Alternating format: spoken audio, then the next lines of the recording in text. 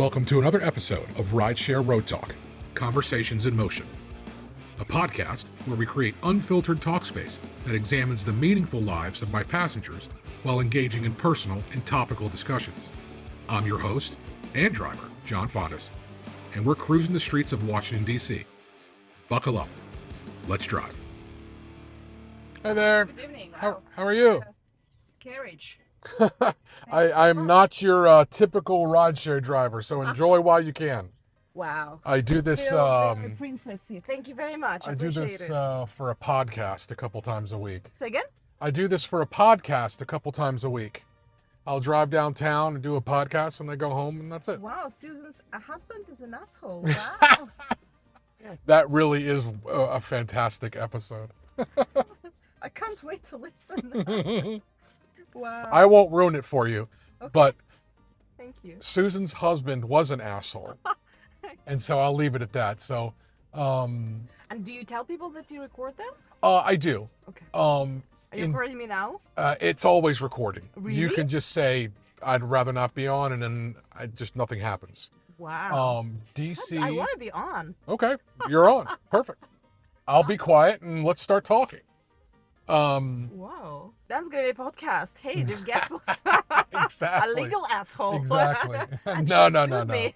No. You're only like probably the 100th attorney I've driven. Yeah, You folks are everywhere. It's the city, right? Yeah, it is. It That's is. what you get as an attorney. It but is. I'm not practicing, so don't worry. I Okay. keep my license. That's good. But I keep my license, but I don't practice. Okay. So Is it like bartending? It's just a life skill for you? I know. I guess it's a different kind of bar, but Okay. the bar is very high. But you have to keep tipping. Well played. Well played. Well, I have to do 32 hours of it's called continuing legal education. My favorite part is about ethics, where it's like you're not supposed to sleep with your client, and someone's conflict of interest. It's all fun. Of It's course. all, Of course. the best.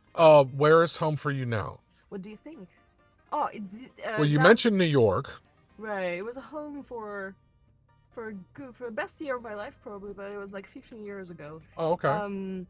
But oyster, life in my world is your oyster. No, home is DC now. Home Okay. is where I live now. How long have you been in DC? Just over a year. Okay. Just over a year. You have 9 more years till you can officially call yourself a Washingtonian. Whoa, That's the really? way- That's official? I think, well, for me, yeah. Even if I'm not American? No, it doesn't matter. Really? Yeah. Wow. Where's the mother country? Where are you from? It's a bit tricky. Because it's changed names so many times. Including, yes, including that. But I don't know, maybe that's not for a podcast. It's just But I for have conversation. I have two like I'm on one passport here, but I have another passport Okay. that is not super popular these days, so I sometimes keep it secret. Well, you can keep your secret with me. I have no one to tell but, anyone that listens. Can guess. Well, I've recently there's like an app where you could test your accent, Oh, nice. and I've managed to trick it into Okay. thinking that I'm Bosnian, Okay. which is I'm like kudos for the system. Not many people know what a Bosnian accent is and where the country is, and I mean, I don't know why I'm not from Bosnia, but I think it's a very I was very proud of myself that I tricked a little Okay. bit. Yeah. But for the purposes of this conversation, I'm from the UK. Fair enough. And if you think I believe that, I am from the UK. I have a UK passport. I'm officially British. Yeah. that's good for you. That's what great. the American government has Okay. acknowledged. So All no, right. I'm serious. Make that work for you. And many countries like this beautiful country is accepting people to be from all over the world, right? yeah. Including ancestors. That's what the blueprint says. Yeah, I have. I'm entitled to dual citizenship through my father by descent. He was see? from Greece. See what? He was from Greece, Oh, where in Greece? just outside of Sparta. Whoa! And I usually quote Sparta like I'm lucky because I get a lot of tough assignments, and I usually say like they treat me as a as a child in Sparta. If you were like a little bit weak, they would like throwing you into the woods. If you make it, you make it. And I'm constantly feeling like I'm the tough child. Spartan 300. In Sparta. Yeah. So he was born in the. So he was born in Greece. Mm. Came here during World War II as a young Right. boy, and Right. Oh, and then those are my tough mother's guys. family is was half Italian from Naples, and Uh-huh. the other half was from Ukraine, from Odessa. Oh wow. So lots of Do you things speak going any on. of the kind of do you keep any of the heritage? Did she keep any of the heritage? Oh, I speak a little bit of Greek. Okay. Italian, not so much. Paracola, paracola. Yeah. Christopoli. My boss is Greek. Yeah. She says I have very good Greek accent. You do. And, Yeah, it rolled very nicely. And But better than mine. Just the two words that my name is Greek, so Yeah, of course, of course. it's and I have a names day. Greeks always say that I have a names day on Okay. Easter because Very they say nice. Christos Anastasios, right? Yeah. That's the gist. That's right. That's right. Wow, That's great. fantastic. So why did he never come back? Because it's not a country that. Honestly, I think he was technically illegal. There or here or both? I think no here because Right. when he left he was 8, and I think at the time, and I could be wrong, there was some language in the law that because Yeah. it was wartime that Right. he might have been the byproduct of a love child with a Nazi soldier, from a German soldier, because when they occupied Greece. Right. And so that was kind of like a red flag, but he came in through Ellis Island, but he didn't have Right. paperwork. And Right. so fast forward his whole life, when it was time for him to retire and Right. do his Social Security or whatever, Right. he hit some roadblocks. Right. And I was like, okay. And that was kind of the reason why we couldn't go back, because I think he would have had to pay a fine and do something, anyways. Do you feel something like? Because there's like this talk about like, do people feel the history, right? Like, do they feel connected? Is there something in there? Like, do you feel? I don't know. When you watch a movie about the war, do you feel like do you have any emotions that you're particularly moved or? Yeah, I think, my family stories are very similar to a lot of people, Right. where, they came from war-torn countries during Right. World War II, or pogroms in Russia, Right, where, right. the Cossacks and the Jews were just, Right, it was right, just right. horrible history. I agree. But I do have these connection points and this pull for history and about those things. And I think a lot of people are like that, where, I can trace back my Italian great-grandfather Right. worked at the palace in Naples, or Oh, in wow. Caserta, the Rose Garden. He was Right, he right. tended the Rose Garden there. And then on the other side, he was the chief forester for the Tsar Right. in Russia. All these great little Right. anecdotal stories. Because I think like not particularly now people are a little bit like, oh, immigrant is like becoming a big negative Well- word, but I think there's so much beauty into I mean, taking your life in your hands, and also like the world is a mixture, right? And it's a mixture- perspective, right? I mean, the great paradox is what's happening now, right? Of- where, immigrant is somehow, air quotes, a bad word right, now. right, It's right, like, right. wait, stop. Everyone knows what we're really talking about. Right. Which I think is ironic for this country. That so I used to live in Boston. Yeah. First when I came with the years, I lived in Boston, and I thought Boston takes such a particular pride in coming from this generation of first immigrants who've Mm-hmm. been so brave that they've taken their life in their hands Yeah, and they yeah. decided. It's just so American, right? It's Yeah, such a good American yeah. spirit. And then Boston is not. I'm sorry for saying this, but Boston is not the most kind of place that welcomes, I think, immigrants. I think New York is much more multicultural. DC, I think, is the best, to be honest. I think it's the most accommodating. Yeah. Well, every immigrant wave faced and still does face its battles of assimilation and Right. finding their way. It's no different Right. now than it was in the 30s. Right. Regardless of city, Right. right? It just would happen But everywhere. I actually think that some people try to keep, and that's very interesting. So some people try to keep their identity, right? And then Yeah. when you are immigrant, I think that's the hardest part, that you know they're, maybe for the second generation, that's easier because you have more connections with the country that you live in. But in Yeah. the first place, particularly if you've been parting with the original country not on good terms, what if you are, you're trying to feel yourself, right? And then sometimes you feel even more connected to, your food, and Yeah, you wanna, of course. you wanna speak your home language to your kids, and Yeah, you kind of of like course. live in the small, like little Italy, right? Right, Let's right. put it this Of way. course. And Ma- then there's this extra incentive to keep this, right? Which Right. is, And there's a balance there because you want to hold on to that heritage, but you also want Yeah. to progress for our next generation. but it's a fine balance, right? It Because, is. It is. I think everyone finds their own balance, and sometimes it's not a choice, because sometimes you don't speak the language, Mhm. you're not accepted. There Yeah. are people who stare at you, etc., etc. But Yeah. I think it's like there's no one single way how to be a happy immigrant. Mm-hmm. So there's like, but there's beauty to it, right? Yeah. My father would always make a joke, rather an aggressive, hard-hitting joke that, none of the ATMs and 800 numbers you call to pay a bill are in Greek. They give you the option of Spanish. No one gave me the option of Greek when I came here. Right. So right, that's a right, rather hard-line way Right. to approach it, but it's not inaccurate either. right. Yeah. But my Italian side, they assimilated and changed the last name and shortened it like a lot of people did. The family name was Masucci, Mhm. and they changed it to Mason. And it's stayed like that now, for 3 generations now. Right. Yeah.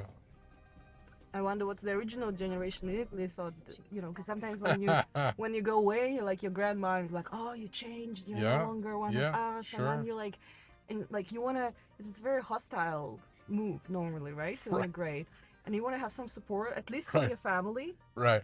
but they would be the ones who are like, no, let me Right. put the last Right. nail into your Right. coffin. Right. Yeah. The family name's not good enough for you. Oh no! And then all the questions like, oh, why you married to this other national? Why your kids are not? Oh my God, your kids Yeah. are not at the same Yeah, face. yeah. Oh my God, there are worse things than that. But I think it's like a lot of, and I think people do not talk about this as much, right? Like Yeah. this trauma of Yeah.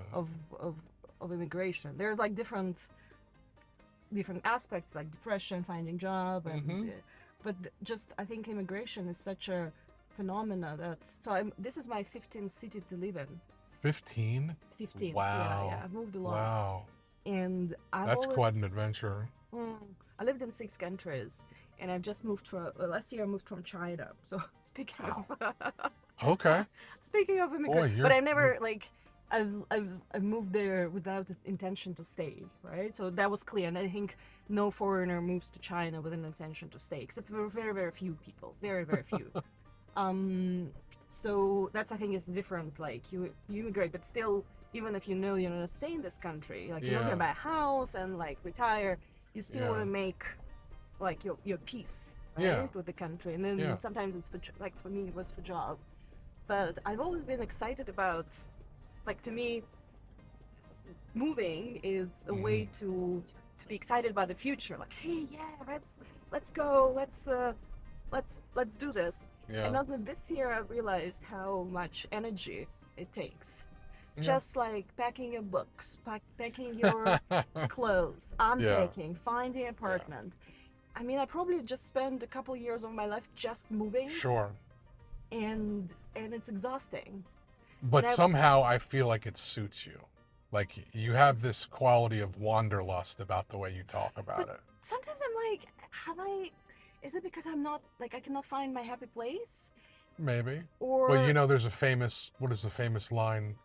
It was a piece of literature that's turned into a lyric that stuck with me. The point of a journey is not to arrive. yeah, life is a journey, not a destination. Right. That's what people say. Yeah, maybe.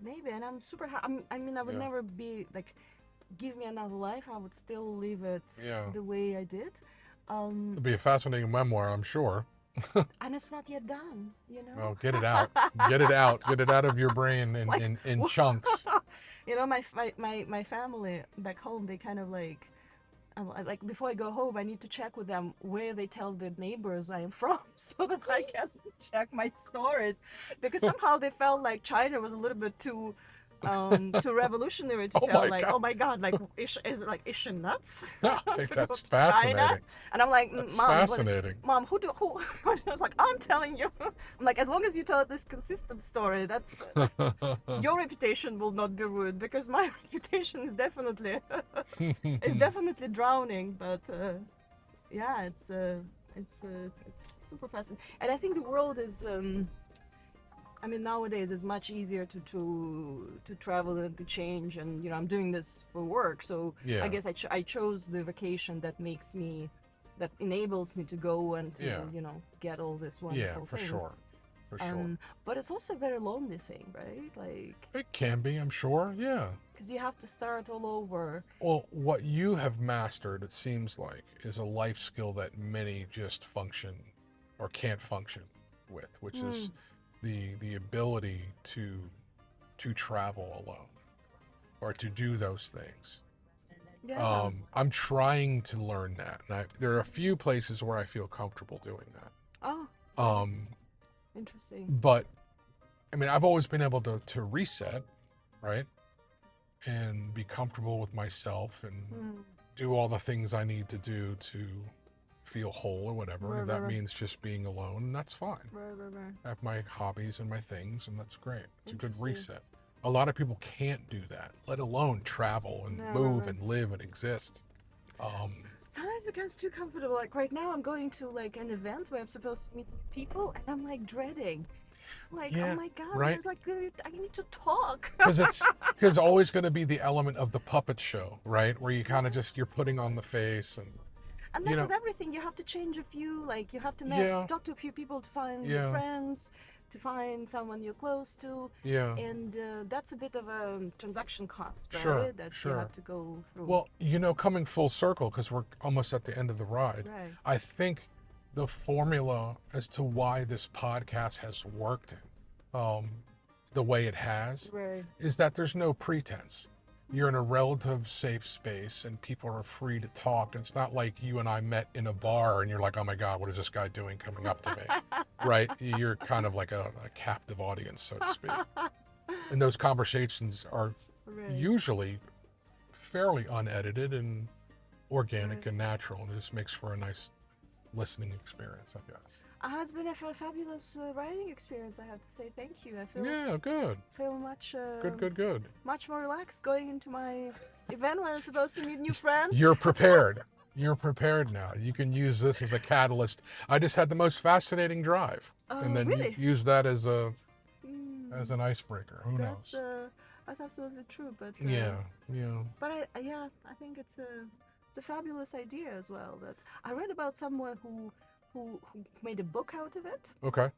Sure. and but I think Yeah. no matter what kind of what medium you put out of it, I Yeah. think the experience is what matters. It is, the and it's a most. narrative. It's I could turn it into a book very easily. They're just transcripts, and then Right. just have a ghostwriter do it. But I'm sure you do Um, it for kind of you find the joy in it as well, right? Because I- through all these conversations, you find something about yourself as well, right? It was very unnerving when I first did it. I questioned multiple times why, because I don't Right. need to do it. But then I gradually found it to be so rewarding on so many levels.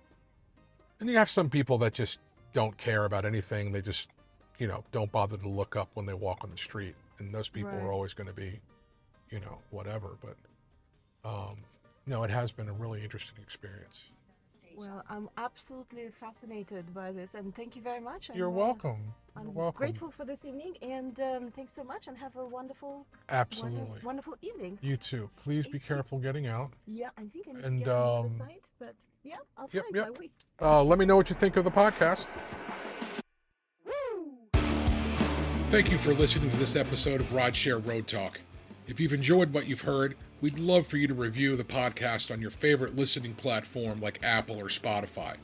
Your support helps us so much, and don't forget to reach out on Instagram with your feedback or topic suggestions.